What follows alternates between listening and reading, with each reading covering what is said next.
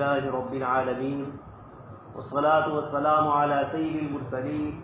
وعلى آله وأصحابه أجمعين. قال الله تبارك وتعالى في الكلام المجيد والفرقان الحميد: أعوذ بالله من الشيطان الرجيم. بسم الله الرحمن الرحيم. يا أيتها النفس المطمئنة ارجعي إلى ربك راضية مرضية فادخلي في عبادي وادخلي جنتي. وقال تعالى: يا أيها الذين آمنوا اتقوا الله وابتغوا إليه الوسيلة وجاهدوا في سبيله لعلكم تفلحون. وقال النبي صلى الله عليه وسلم: خيركم من تعلم القرآن وعلمه. صدق الله العظيم وصدق رسوله النبي الكريم ونحن على ذلك لمن الشاهدين والشاكرين والحمد لله رب العالمين. محترم و مکرم حضرات علماء کرام، ایمان والے بھائیوں اور خواتین اسلام، اللہ تبارک و تعالیٰ کا انتہائی شکر اور احسان ہے کہ آج اس نے ہمیں اپنے تعلیمی سال کو مکمل فرمایا. ہمارے بچوں نے آج سالانہ امتحان دیا اور تعلیم کے اعتبار سے ممتحنین حضرات نے مختلف جگہ سے آ کر آپ کے یہاں تعلیم کے نظام کو امتحانی شکل کے اندر انہوں نے جانچ کی، اور اللہ تبارک و تعالیٰ ان اساتذہ کرام کو، انتظامیہ کو، والدین کو بہترین جزا عطا فرمائے جنہوں نے اپنے بچوں کی تعلیم کے لیے محنتیں کی. اساتذہ کرام نے اپنے اوقات کی رعایت کرتے ہوئے طلبہ عزیز کو جو امانت ان کے پاس سونپی گئی تھی اس کو مکمل کیا. جب آدمی امتحان دیتا ہے تو اس کے بعد انعام ملتا ہے. کلام پاک کی جس آیت کی میں نے آپ کے سامنے تلاوت کی، اللہ تبارک تعالیٰ اس میں بھی ایک بڑے امتحان کی طرف ہمیں بتلا رہا ہے. یا ایتھا النفس المطمئنہ، اے پاکیزہ نفس. اللہ پاک نے انسان کے جسم کے اندر خواہشات رکھی ہے، چاہتیں رکھی ہے،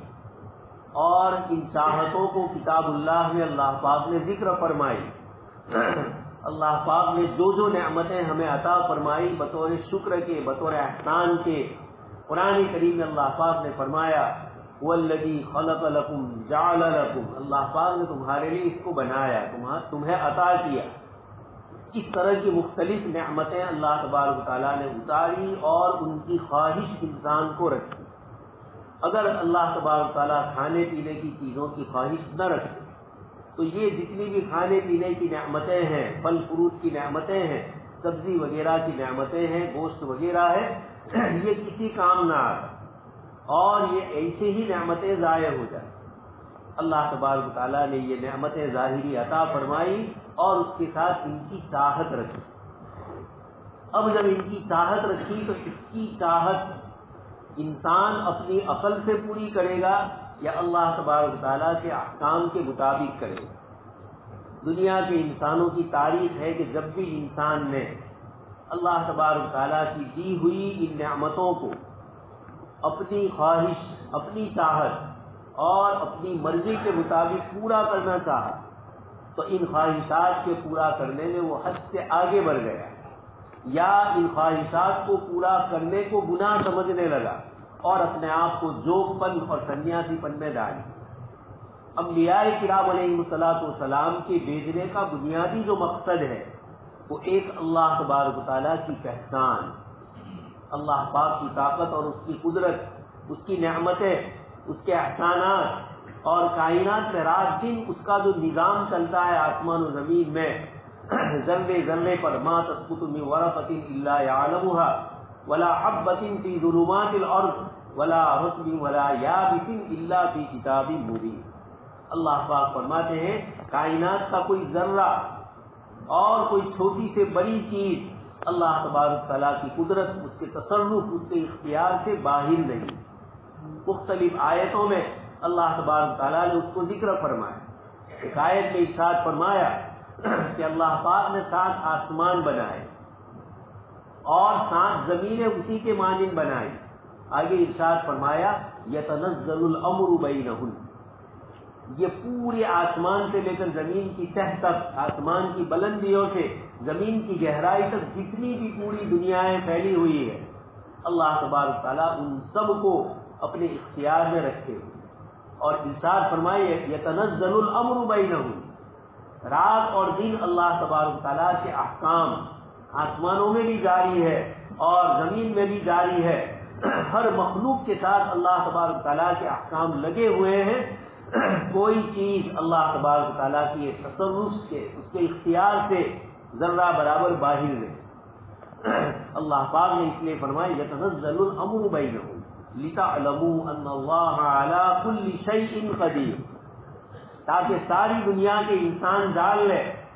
کہ اللہ تبارک تعالیٰ ہر چیز پر قادر ہے، قدرت ہے اس کو، کوئی چیز اس کی قدرت اور اس کے اختیار سے باہر نہیں. وَأَنَّ اللَّهَ قَدْ أَحَاطَ بِكُلِّ شَيْءٍ عِلْمًا، اس کی قدرت بھی ایسی اور چیزوں پر اس کا علم بھی اسی طریقے سے. یہ اللہ تبارک تعالیٰ نے انبیاء کرام علیہ السلام کے ذریعے اپنی پہچان کروائی، اپنی ذات کی اور اپنی صفات کی ہمیں پہچان کروا کر اس کی طاقت اور اس کی قدرت بتلائی. انبیاء کرام علیہ السلام نے اللہ پاک کی قدرت بتلا کر یہ فرمایا کہ اس نے جس طریقے سے تمہارے لیے ایک ظاہری نظام رکھا ہے، روشنی کے لیے سورج کا نظام رکھا، سونے کے لیے رات کا نظام رکھا، پہاڑوں کو اس لیے رکھا ان تمید بکم، تاکہ زمین ہلنے نہ پائے. سمندروں میں اللہ تبارک تعالیٰ نے ہزاروں لاکھوں قسم کی نعمتیں دی اور ہزاروں قسم کی مخلوقات سمندر میں اللہ تبارک تعالیٰ نے رکھی ہے. یہ سب کس کے لیے؟ اللہ پاک نے فرمایا بر اور بحر، خشکی میں اور سمندر میں جتنی بھی چیزیں ہیں یہ اللہ تبارک تعالیٰ نے انسان کے فائدے کے لیے رکھی. اب ان چیزوں سے فائدہ کس طریقے سے اٹھایا جائے یہ انبیاء کرام علیہ السلام تشریف لا کر بتلاتے ہیں کہ نعمتیں اور یہ ساری چیزیں تو اللہ پاک کی دی ہوئی ہے، لیکن یہ تنزل الامر، اللہ پاک کے اوامر اس میں ہے، اللہ پاک کے احکام ہے، اور ان احکام کے ذریعے بندوں کو بتلایا جاتا ہے فلانی چیز تمہارے لیے حلال ہے، فلانی چیز تمہارے لیے حرام ہے. انبیاء کرام علیہ السلام نے اللہ پاک کی ذات کے متعلق، اس کی صفات کے متعلق اور اسی طریقے سے اللہ پاک کے دیے ہوئے احکامات، ان چیزوں کے استعمال کرنے کے طریقے بتلائے. جب بھی انسانوں نے اپنی خواہش کے مطابق ان چیزوں کو برتنا چاہا، استعمال کرنا چاہا، تو یا تو انسان حد سے آگے بڑھ گیا یا ان نعمتوں کو جیسے استعمال کرنا ہے اس سے کم درجے میں استعمال کر کے اپنے آپ کو ان نعمتوں سے محروم رکھا. تو یہ اللہ تبارک تعالیٰ نے انبیاء کرام علیہ السلام کے ذریعے احکامات نازل فرمائے، اور خاص کر کے اخیر میں جناب نبی اکرم صلی اللہ علیہ وسلم تشریف لائے اور آپ صلی اللہ علیہ وسلم کے ذریعے قیامت تک کی جتنی چیزیں حلال تھیں ان سب کو ذکر کر دیا. یحل لهم الطیبات ویحرم علیہم الخبائث، جتنی گندی اور اللہ پاک کو ناراض کرنے والی چیزیں تھیں ان سب کو اللہ تبارک تعالیٰ نے حرام کر. یہ حلال اور حرام اللہ پاک کی مرضی کن چیزوں کے استعمال کرنے میں ہے اور کن چیزوں کے استعمال کرنے میں اللہ پاک کی ناراضگی ہے، یہ لے کر جناب نبی اکرم صلی اللہ علیہ وسلم سب سے اخیر میں تشریف لائے اور آپ کے ذریعے قیامت تک کی انسانیت کے لیے زندگی گزارنے کا جو طریقہ ہے وہ آپ صلی اللہ علیہ وسلم لے کر آئے. یہ طریقہ آپ صلی اللہ علیہ وسلم نے اللہ پاک کی وحی کے ذریعے آپ صلی اللہ علیہ وسلم نے صحابہ کرام کو پہنچایا. قرآن کریم ہمارے پاس پوری اپنے توانائیوں کے ساتھ، اپنے پورے عظمت اور فضیلت اور بزرگی کے ساتھ مکمل طور پر محفوظ ہے. جناب نبی اکرم صلی اللہ علیہ وسلم نے قرآن کریم کی ان آیتوں کی جو تشریح اور تفصیل فرمائی، آپ صلی اللہ علیہ وسلم کی احادیث مبارکہ کی روشنی میں ہمارے پاس یہ نعمت بھی محفوظ ہے. اور ان دونوں سے ہر زمانے میں علماء کرام نئے نئے مسائل جو پیش آتے ہیں امت کی رہنمائی کرتے ہیں، حلال اور حرام کو واضح کر دیں۔ یہ علم جناب نبی اکرم صلی اللہ علیہ وسلم کے ذریعے پوری انسانیت تک پہنچانے کے لیے حضرات صحابہ کرام نے محنتیں کی، کتاب و سنت کے علوم اللہ کے بندوں تک پہنچانے کی کوششیں کی، اور اس طریقے سے ایک نسل سے لے کر دوسری نسل تک اللہ پاک کے اس دین کو اپنی پوری مکمل حفاظت والی شکل کے ساتھ ہم تک پہنچایا۔ آج ہمارے ان معصوم بچوں نے جو سال پورا کیا، جو کتابیں پڑھی جس میں اللہ پاک کے عقائد ذکر کیے گئے، صفات کو، اور اسی طریقے سے اس کے اندر جناب نبی اکرم صلی اللہ علیہ وسلم کی سیرت کو انہوں نے پڑھا،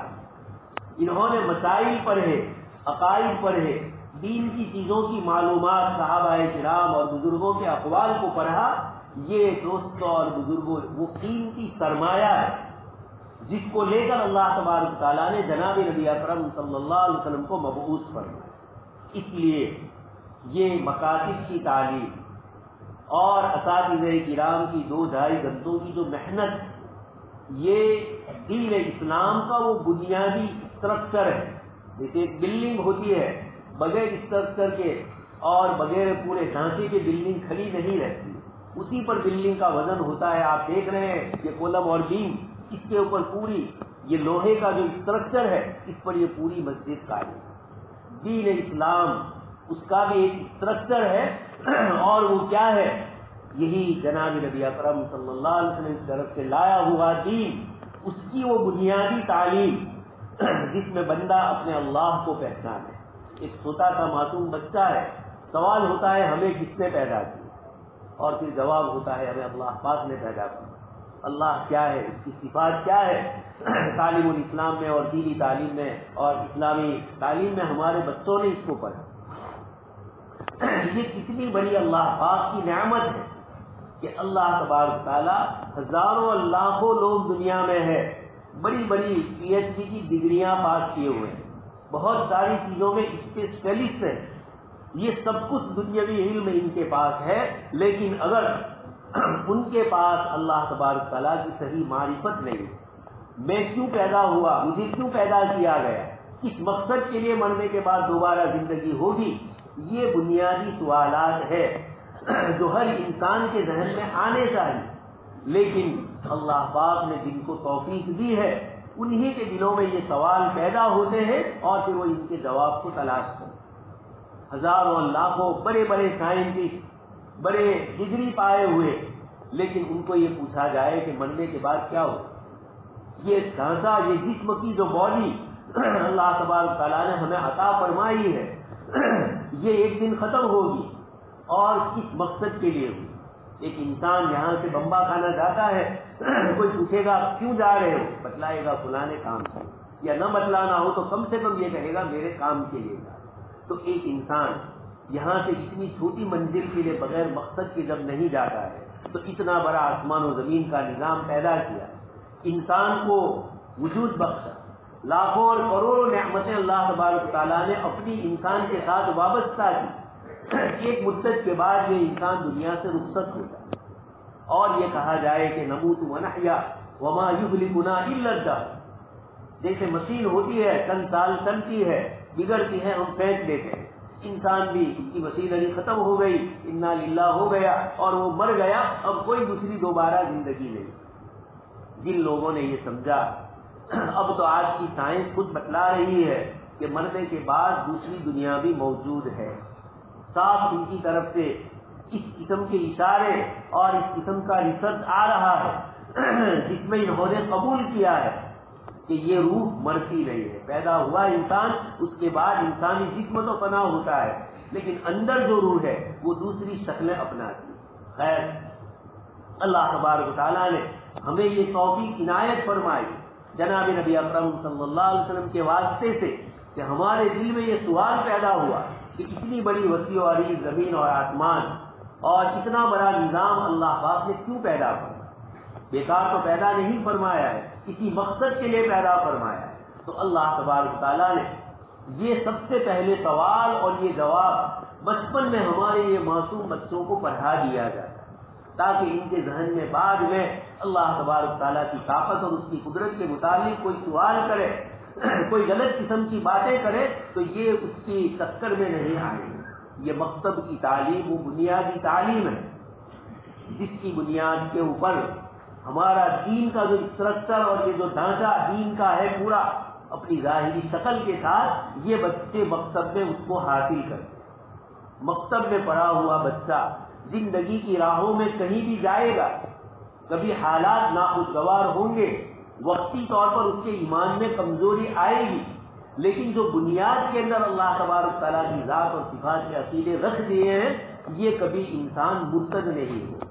اگر وہ صحیح تعلیم یہاں سے لے کر گیا ہے۔ اس لیے دوستوں اور بزرگ ان مکتب کی 2-2.5 گھنٹے کی تعلیم کو معمولی نہ کریں، یہی وہ بنیاد ہے۔ ہمارے ایک دوست انگلینڈ میں ہے، اس سے پہلے بھی میں ایک جگہ یہ کہہ چکا ہوں، وہ سنڈے مارکیٹ کے اندر جاتے، بازو میں ایک یہودی اس نے بھی مارکیٹ لگائی، اس نے دیکھا کہ یہ کرتا پائجامہ میں ہے تو یہ سمجھے کہ یہ کوئی ان کا پریس ان کے عالم ہوں گے، تو اس نے کہا کہ تم مسلمانوں کے عالم ہو؟ کہا نہیں، میں تمہارے جیسا امیر ہوں۔ کہا کہ ایک بات میں تمہیں کہوں، ہم لوگوں نے دنیا بھر میں بہت کوشش کی کہ مسلمانوں کو ایمان اور اسلام سے نکال دیں، بہت سی جگہوں پر ہم کامیاب ہوئے، لیکن سب سے بڑی رکاوٹ جو ہمارے لیے آئی وہ تمہارا یہ مکتب کا نظام ہے۔ اس میں بچے کو جب یہ غیر شعوری ہوتا ہے، ابھی اس کا کوئی شعور نہیں ہوتا، اس موقع پر اس کے دل کے اندر اللہ پاک کی ذات اور اس کی صفات بتلائی جاتی ہے، دین اور دین کی بنیادی باتیں بتلائی جاتی ہے، آپ صلی اللہ علیہ وسلم سے محبت اور تعلق اور آپ کی سیرت بتلائی جاتی ہے، یہ اس بچے کے دل و دماغ میں رچ بچ جاتی ہے۔ ایسے کو پھر مستقبل میں بڑا ہو کر اس کو ہماری طرف لانا ہمارے لیے بڑا مشکل ہو۔ ابھی تو ہم بات کر رہے ہیں بچپن کی، لیکن شاید آپ حضرات جو اخبار اور جو چیزیں جانتے ہیں، ہفتے پہلے RSS کی طرف سے آیا کہ بچہ جب ماں کے پیٹ میں ہو اس وقت صحیح سے اس کی تربیت اور اس کی تعلیم کے لیے ہمیں کوششیں کرنی ہوں، اور اس کے لیے ہم ایک نظام بنا رہے ہیں۔ یہ سمجھ رہے ہیں کہ یہ بات انہوں نے ابھی جانی، حضرت امام غزالی رحمۃ اللہ علیہ 1000 سال ہو گئے، انہوں نے اپنی کتاب میں لکھا ہے کہ جب بچہ ماں کے پیٹ میں رہتا ہے، ابھی وہ زندہ نہیں ہے، ابھی علوق اس کا ہوا ہے، لیکن اس وقت سے لے کر روح آنے اور روح آنے سے بچے کی دنیا میں آنے تک میں ماں باپ کی ایک ایک حرکت بلکہ ان کی سوچ کا اثر بچے پر پڑتا ہے۔ یہ حضرت امام غزالی رحمۃ اللہ علیہ نے 1000 سال پہلے اپنی کتابوں میں لکھ دیا ہے۔ آج ان کو سمجھ میں آتا ہے کہ ناری کو ان دنوں کے اندر اچھی غذائیں دی جائے، اچھی سوچ والا رکھا جائے، اور کیا کیا وہ کرنے والے ہیں اس کو انہوں نے تفصیل سے ذکر کیا۔ اس موقع پر مجھے یاد آیا ہمارا یہ مکتب کا نظام کہ یہ تو کہہ رہا ہے، اور ہمارے بزرگوں نے بچے کی پیدائش سے پہلے ماں باپ کو بلکہ شادی اور شادی کے بعد میاں بیوی ایک دوسرے سے ملتے ہیں اس وقت کی دعائیں سکھلائی، اس وقت کے آداب جناب نبی اکرم صلی اللہ علیہ وسلم نے بتلائے۔ یہ سوچنے کی چیز ہے کہ ایک ایسے نبی صلی اللہ علیہ وسلم جو زندگی کے ان انفرادی اور پرائیویٹ مواقع جہاں انسان اکیلا ہوتا ہے، جہاں اس کی پرائیویسی ہوتی ہے، ایسے موقع پر بھی اس کو کیا کرنا چاہیے، کیا دعائیں پڑھنی چاہیے، کیا ارادے کرنے چاہیے، یہ بھی جناب نبی اکرم صلی اللہ علیہ وسلم نے بتلا دیا۔ اسی لیے ایک یہودی نے حضرت سلمان فارسی رضی اللہ تعالیٰ عنہ سے کہا کہ تمہارے نبی عجیب ہے، یہ پیشاب اور پاخانہ کس طرح کرنے کا، استنجا کس طرح کرنے کا، چھوٹی موٹی ناخن کیسے کاٹنے کی، یہ سب چیزیں بتلا۔ اس نے بطور اشکال اور اعتراض کی یہ بات کہی، لیکن صحابہ کرام تھے، دل میں ایمان رکھا ہوا تھا۔ حضرت سلمان فارسی رضی اللہ تعالیٰ عنہ نے فرمایا کہ جی وہ ہمارے لیے والد کے معنی ہے، باپ کے معنی، اور باپ آپ جانتے ہیں بیٹا کوئی غلط حرکت کرتا ہے یا غلط قسم کی چیز کرتا ہے تو باپ اس کو ٹوکتا ہے، اس کو روکتا ہے، اچھے اخلاق اور آداب سکھلاتا ہے۔ تو حضرت سلمان فارسی رضی اللہ تعالیٰ عنہ نے جواب میں فرمایا کہ یہ ہمارے نبی ہمارے لیے ایک باپ کے مانند ہے، ہم اگر کوئی بھی کسی قسم کی حرکت کریں گے تو اللہ کے نبی صلی اللہ علیہ وسلم ہمارے مربی ہے، وہ ہمیں ہر چیز کی تعلیم دی۔ تو دوست اور بزرگوں، دین اسلام جناب نبی اکرم صلی اللہ علیہ وسلم جس دین کو لے کر آئے اللہ تبارک و تعالیٰ نے اس دین کو اتنا آسان اور سادہ فرما دیا۔ دنیا کے دوسرے مذاہب میں بنیادی تعلیم کی مذہبی چیزیں ان لوگوں کو معلوم نہیں، اور حافظ قرآن ہونا جیسے ہمارے یہاں ہوتا ہے، کسی کتاب کا حافظ ہونا، چند سلوک تو وہ پڑھ لیتا ہے لیکن پوری کتاب کا حافظ ہونا اس کا تصور نہیں۔ ان کے یہاں بڑے یجن ہوتے ہیں اور اس میں کسی بچے کو کھڑا کیا جاتا ہے اور کہتے ہیں کہ اس نے اتنا یاد کیا، چند سلوک یاد کیے۔ یہاں ایک 10 سال 12 سال 15 سال 17 سال کا بچہ حافظ قرآن ہوتا ہے اور سب کے سامنے تراویح پڑھاتے ہوئے اپنا امتحان دیتا ہے۔ یہ برکتیں ہیں جناب نبی اکرم صلی اللہ علیہ وسلم کے اس دین۔ دنیا کے دوسرے مذاہب میں مذہبی چیز ادا کرنے کے لیے فیس ادا کرنی پڑتی، اللہ پاک نے، ہمارے بزرگوں نے اس کو اتنا آسان کر دیا۔ مسجد میں آئے، وضو کیا، وضو کی کوئی فیس نہیں لی جاتی، استنجا خانے میں جاتے ہیں، نماز پڑھتے ہیں، سب چیزیں استعمال کرتے ہیں، لیکن دنیا کی دوسری قوموں کے پاس جائیے، وہاں دین سیکھنا یا وہاں اپنے مذہب کے مطابق چیزوں پر عمل کرنا بغیر پیسوں کے، بغیر فیس کے ہوتا ہے۔ اللہ پاک نے ہمارے ان بزرگوں کے دل میں یہ بات ڈالی کہ ان مدرسوں کو جب انگریز نے یہاں قبضہ کیا اور یہ دیکھا گیا کہ اوقاف وقف کی جو جائیداد اور پراپرٹیاں تھیں ان سب پر انگریز نے قبضہ کرنا شروع کر دیا۔ دارالقضاء، اسلامی احکام حلال اور حرام جہاں سے بیان ہوتے تھے، سب سے پہلے اس کو انگریز نے بند کر دیا اور اپنا کوڈ لانا شروع کر دیا، اپنے قانون لانے شروع کیے۔ اس طریقے سے انہوں نے عیسائی مشنریوں کے ذریعے ہندوستان میں ایمان والوں کے دل میں حضرت عیسیٰ علیہ السلام کے متعلق ان کے جو غلط عقیدے اور تصورات ہیں یہ ڈال کر مسلمانوں کو دین اور ایمان سے پھرانے کی کوشش۔ اس موقع پر حضرت مولانا قاسم نانوتوی رحمۃ اللہ علیہ، حضرت گنگوہی، یہ جو بزرگان کرام تھے دیوبند میں، چند اکابر تھے، انہوں نے یہ سوچا کہ دشمن طاقتور ہے، طاقت سے اس کا مقابلہ نہیں کرتا، تو اپنی سمجھ اور اپنے شعور کے ساتھ اپنی انرجی اور اپنی طاقت کے روح کو موڑ دیا جائے۔ بھائیو، یہ ایک بہت اہم آپ صلی اللہ علیہ وسلم کی سیرت مبارک ہے۔ آپ صلی اللہ علیہ وسلم نے بدر میں الگ فیصلہ کیا، خندق کے موقع پر آپ نے الگ پروگرام کیا۔ یہ بتلاتا ہے دشمنوں کے ساتھ مقابلے میں عجیب و غریب کارروائیاں فرمائی۔ یہ سب بتلاتی ہے کہ دشمن آپ کو کسی ایک مورچے سے اگر شکست دینا چاہتے ہیں تو آپ کے پاس ایک ہی جواب نہ ہو۔ دنیا کے جو سیاسی لوگ ہوتے ہیں، جو بڑے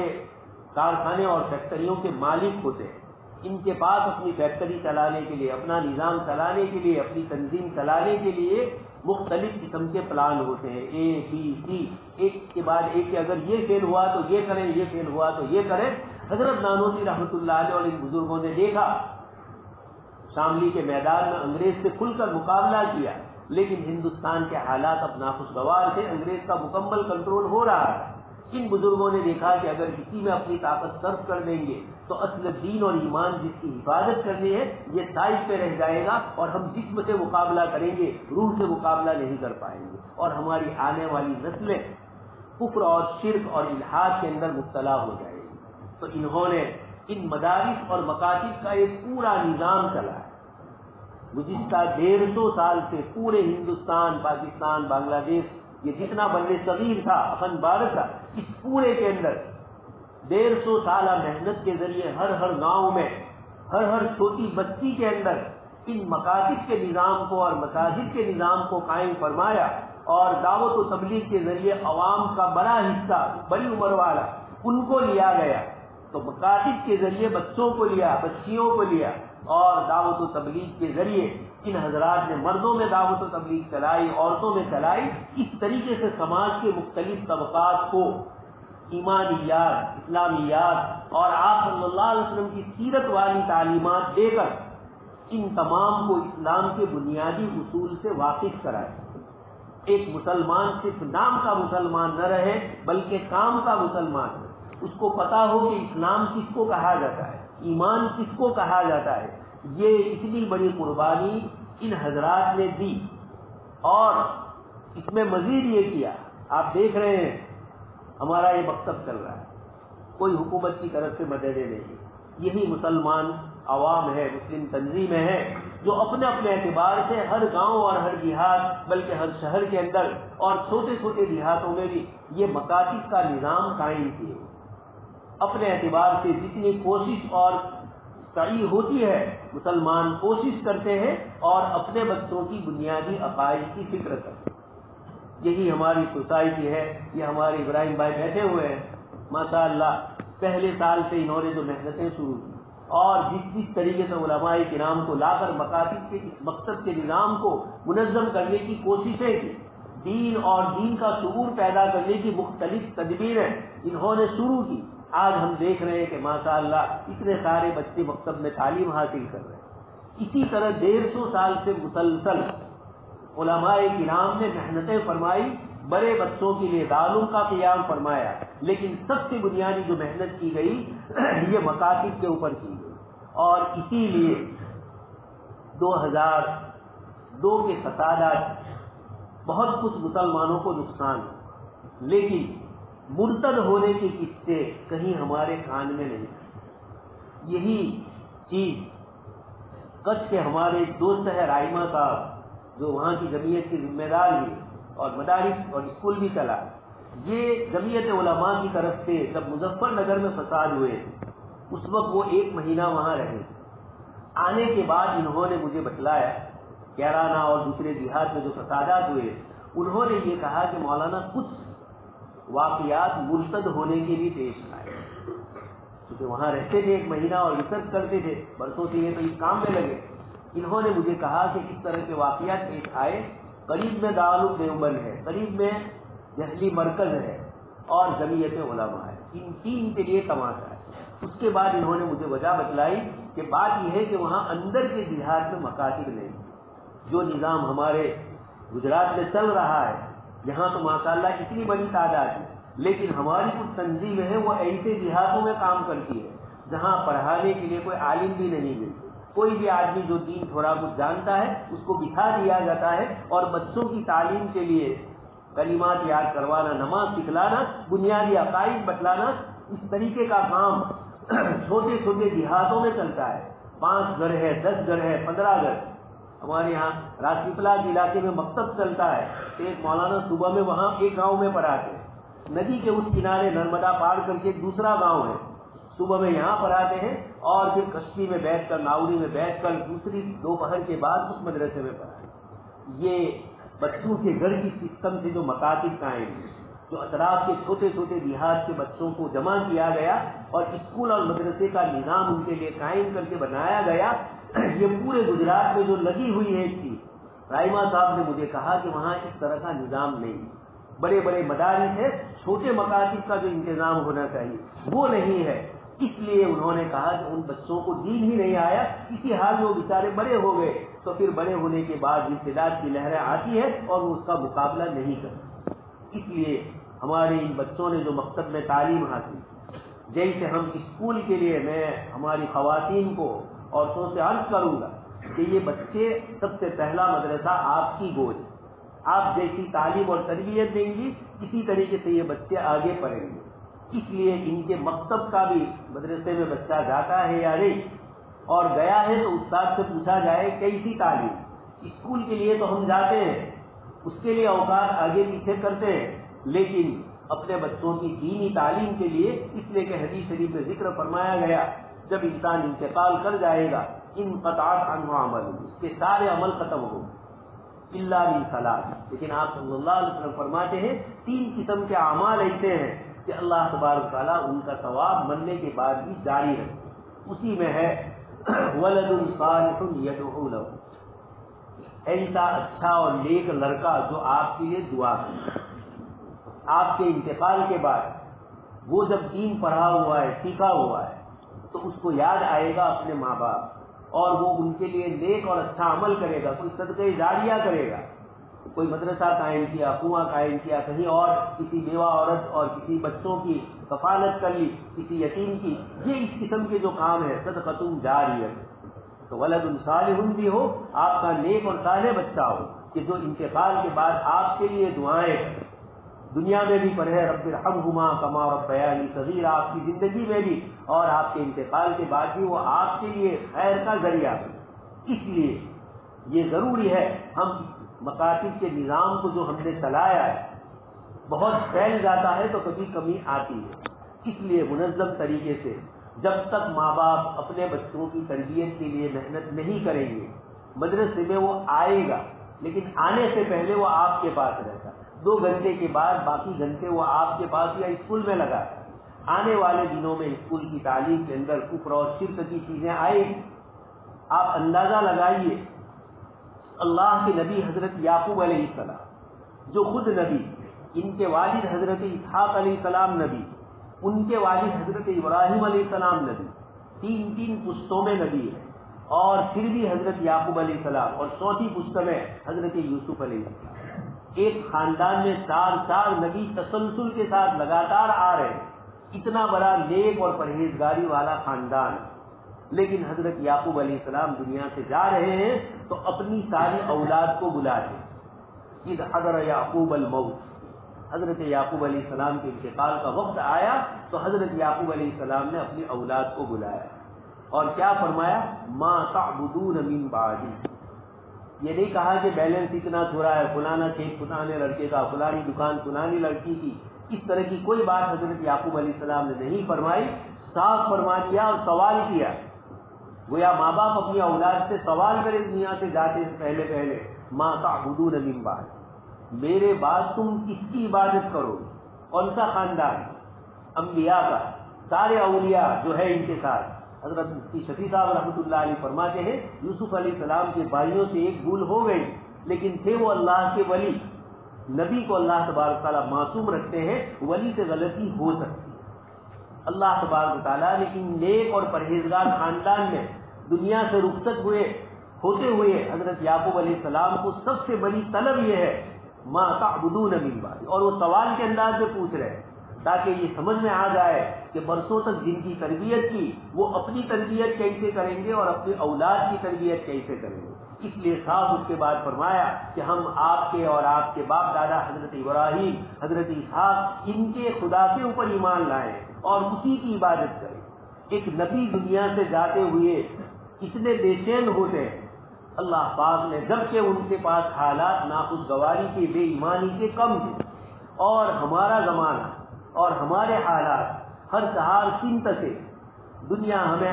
اللہ پاک کی ذات عالی سے دور کرنے کی کوشش کر رہی ہے۔ ایسے موقع پر ہم اپنی اولاد کی صحیح تعلیم اور تربیت کریں گے،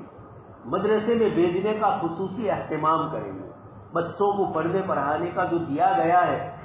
اسکول کے لیے تو ہم رات وقت کر دیتے ہیں یا ٹیوشن بھی دلواتے ہیں، یہ دنیا تک آئے گا، اس کی نفی نہیں ہے، دنیا میں رہنا ہے، دنیا کے اسباب کو اختیار کرنے سے روکا نہیں گیا، لیکن دنیا کے لیے حدیث شریف میں ہے اعمل لدنیا کا بقدر بقائک فی، دنیا کے لیے اتنا کر جتنا دنیا میں تجھے باقی رہنا ہے، اور اپنی آخرت کے لیے اتنا کر جتنا وہاں باقی رہنا ہے۔ اور یقینی بات ہے 60-70 سال کے بعد اب تو نوجوانوں کو اٹیک آنا شروع ہو گیا، یہ قیامت کی نشانیاں اور بہت جلدی سے آ رہی ہے، اس لیے کسی کو کوئی بھروسہ نہیں اس وقت کیا ہو۔ ایسے موقع پر اپنی اولاد کی صحیح تربیت کر کے جائیں گے، دل میں قرت رکھ کے جائیں گے۔ اللہ تبارک تعالیٰ نے قرآن کریم میں ہمیں دعا سکھلائی کہ قرۃ اعین ہب لنا من ازواجنا وذریاتنا قرۃ اعین واجعلنا للمتقین اماما، آپ ہماری اولاد اور ہمارے بچوں میں ہماری آنکھوں کی ٹھنڈک والے اسباب پیدا کی۔ یہ اسباب کیا ہے اور یہ وسیلہ کیا ہے؟ میں نے آپ کے سامنے آیت پڑھی تھی، یا ایھا الذین آمنوا اتقوا اللہ وابتغوا الیہ الوسیلہ۔ سوسائٹی کا نام بھی وسیلہ ہے، قرآن کریم نے یہاں جو وسیلہ فرمائی یہی قرآن اور حدیث کی تعلیم ہے، یہی وہ وسیلہ ہے جس کے ذریعے ہم اللہ تبارک تعالیٰ کا تقوی حاصل کریں گے، اللہ تبارک تعالیٰ کی خوشنودی حاصل کریں گے، تو اللہ تبارک تعالیٰ ہمارے ان بچوں کی محنت کو قبول کرے،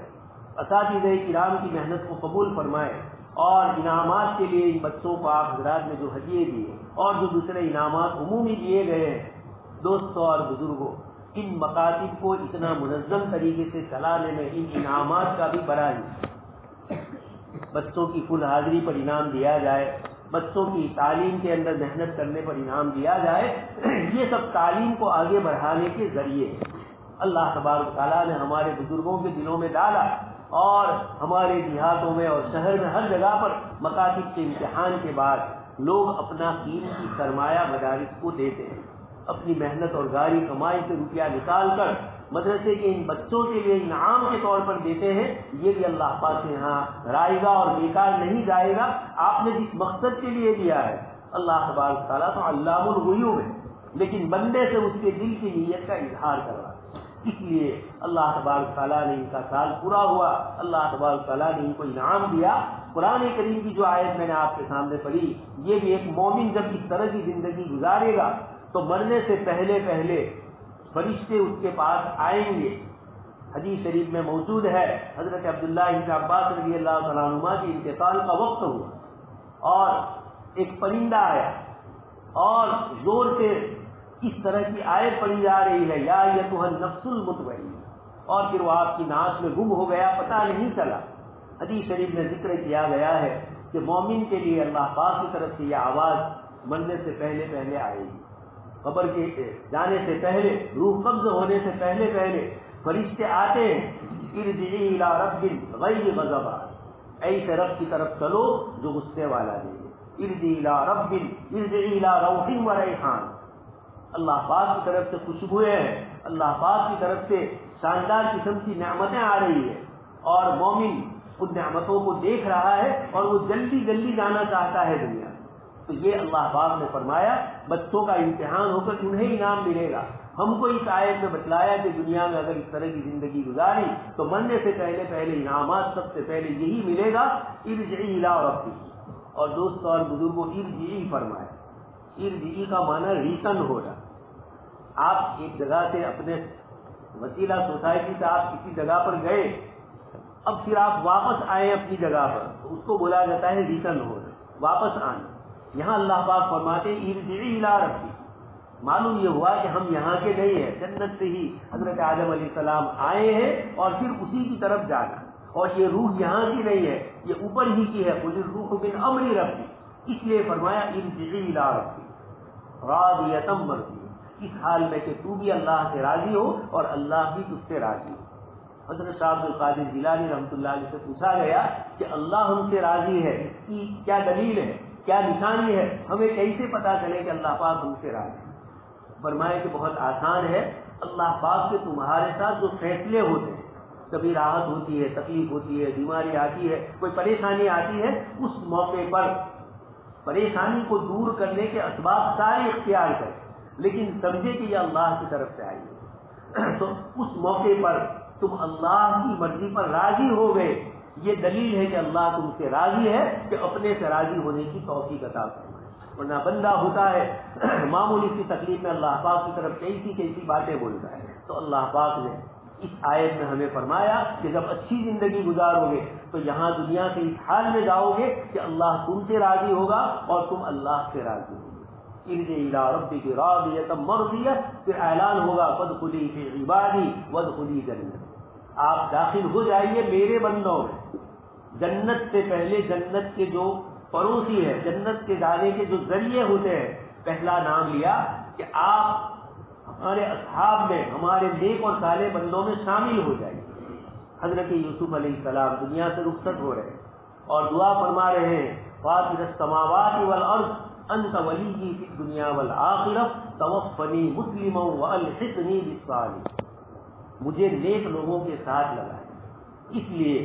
علماء کرام سے محبت، دین سے محبت، مسجد اور مدرسے سے محبتیں، یہ ساری وہ چیزیں ہیں جو اللہ کے نیک اور صالح بندوں تک پہنچنے کے ذریعے ہیں۔ اور جب یہ اللہ کے صالح بندوں کی صحبت میں رہو گے، مسجد میں رہیں گے، کسی قسم کا فساد نہیں ہوگا۔ باہر نکلتے ہیں، ہزاروں قسم کی دنیا کی چیزیں لگی ہوئی ہے، کہیں نہ کہیں گناہ ادھر سے ادھر ہو ہی جائے گا۔ اس لیے اللہ پاک نے فرمایا میرے نیک اور صالح بندوں کی صحبت اختیار کرو، یہ مکاتب اور مدارس والوں کی صحبت اختیار کرو۔ دنیا بھی اللہ چین اور سکون سے گزاریں گے۔ چین اور سکون کا مطلب یہ ہے کہ تکلیف آئے گی بھی، تب بھی اللہ پاک کی ذات عالی کی طرف نظر ہوگی کہ اس نے مجھے راحت بھی دی تو وہی مجھے تکلیف دے۔ حکیم لقمان بہت مشہور حکیم ہے، قرآن کریم نے جن کے نام پر سورہ لقمان ذکر فرمائے، اس حکیم لقمان کے آقا اور مالک انہوں نے یہ کہا، ایک چیز کاٹنے کے لیے بھی، پھل وغیرہ وہ انتہائی کڑوا ہے۔ لقمان نے اس کو کھانا شروع کیا، کھا گئے جتنا دیا،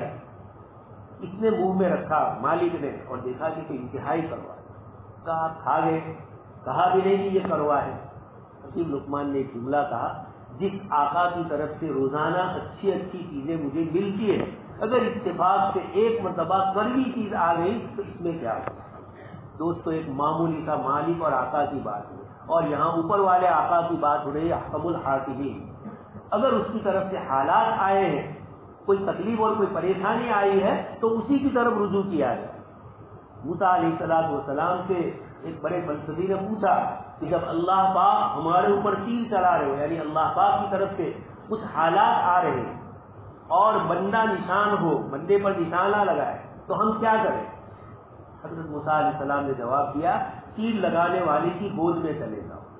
یعنی جہاں سے تکلیف اور مصیبت آ رہی اسی کی طرف رجوع کرو، اور اس سے کہو کہ میں تو یہ طاقت نہیں رکھتا ہوں، اور تو نے ہی اپنے پاک کلام میں مجھے دعا سکھلائی ہے، ربنا ولا تحملنا ما لا طاقت لنا، اے پروردگار آپ ہمیں ایسی تکلیف میں مبتلا نہ کریں کہ جس کو ہم برداشت نہ کر سکیں، میں کمزور ہوں، آپ میری اس تکلیف کو دور فرمائیں۔ یہ وادخلی فی عبادی ہوگا اور وادخلی جنتی، اللہ پاک کی جنت میں اللہ پاک کی طرف سے یہ انعام ایمان والوں کو ملا، اپنے بچوں کی تعلیم پر جنہوں نے محنت کی ہے اور مستقبل میں بھی محنت کریں گے، اللہ تبارک تعالیٰ ان انعامات کے ذریعے ہمیں نوازیں گے۔ اللہ تبارک تعالیٰ سے دعا ہے کہ اللہ تبارک تعالیٰ صحیح سنی باتوں پر ہم سب کو عمل کرنے کی توفیق نصیب فرمائے، اور یہ مکتب کا نظام جو چل رہا ہے اللہ پاک مزید قوت اور طاقت عطا فرمائے، اور کام کرنے والوں کو اللہ پاک حوصلہ اور مزید عطا فرمائے۔ یہ دنیا کا کوئی کریڈٹ لینے کی چیز نہیں ہے، یہ آخرت کا کریڈٹ لینا، اس لیے کوئی ہم سے راضی ہو، کوئی ناراض ہو، کوئی ہمیں کچھ کہہ بھی دے، اللہ کے لیے شادی میں آپ دیکھتے ہیں لڑکی یا لڑکی کی شادی ہوتی ہے، کوئی نہ کوئی رشتے دار ناراض ہوتا ہے یا ہنگامہ کچھ لوگ کھڑا کرتے ہیں اسی موقع پر تاکہ شادی بے مزہ ہو، اس کو ہم برداشت کر لیتے ہیں کہ آج خوشی کا موقع ہے، شادی کا موقع ہے، لڑائی جھگڑا نہیں کرنا۔ تو یہ اللہ کے دین کے لیے کام ہوتا ہے، اگر کوئی کچھ بول بھی دے تو سن لینے کا ہوتا ہے، ہاں اپنے اوپر ہونے والے اعتراض کا جواب آپ دے سکتے ہیں۔ حضرت یوسف علیہ السلام پر الزام لگایا گیا، فوراً آپ نے جواب میں فرمایا دیا راودتنی عن نفسی۔ وہاں مفسرین فرماتے ہیں کہ آپ لڑیے جھگڑیے مت، لیکن اپنی بات پیش کر سکتے ہیں۔ تو اللہ تبارک تعالیٰ ہم سب کو مل جل کر کام کرنے کی توفیق عطا فرمائے، اور اس مقصد کے نظام کو جو ماشاء اللہ اتنا بڑھ رہا ہے، اور اللہ تبارک تعالیٰ اس میں ترقیات سے نوازے۔ آمین وآخر دعوانا۔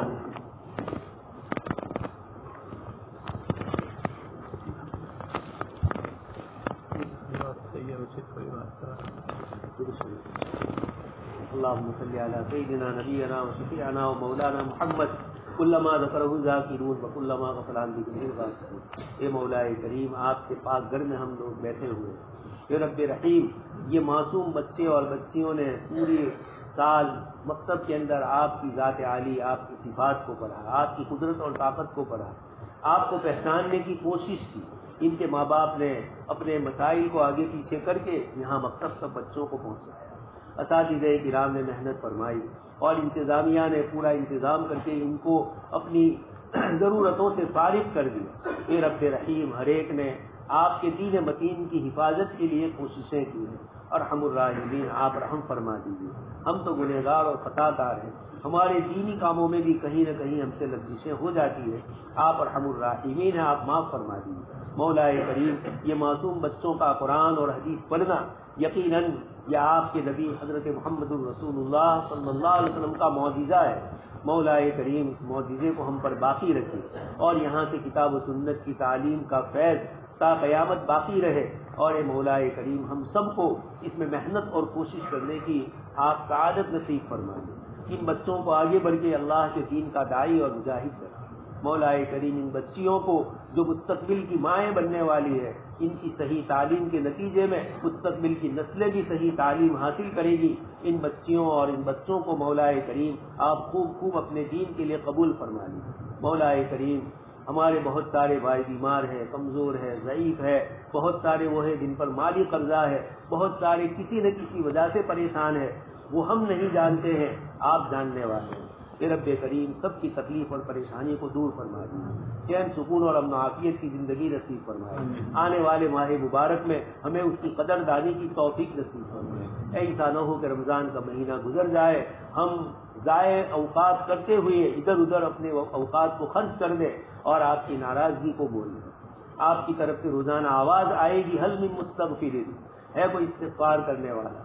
ہے کوئی ہم سے اپنے گناہوں کی معافی چاہنے والا۔ اے مولا کریم ایسے اوقات میں ہم گناہوں میں مبتلا نہ ہو، آپ کی طرف سے تو اعلان ہو رہا ہو اور ہم اپنی طرف سے بے توجہی کریں۔ اے مولا کریم اس سے آپ ہماری حفاظت فرمائیں۔ اللہم انا نسألک من خیر ما سألک منہ نبیک و حبیبک محمد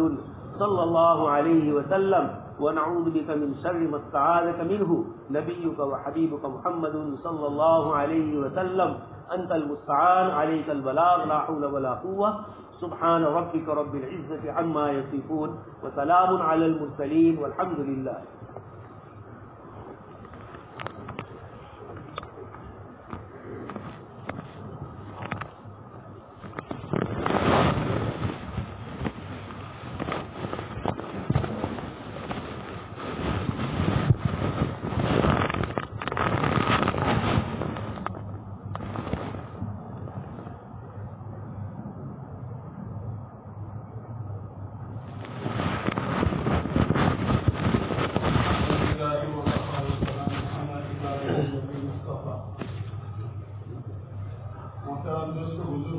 اللہ رب العزت کا احسان ہوا کہ اللہ رب العزت نے یہ ہمارا تعلیم سال جو ہے وہ ختم اچھے طریقے سے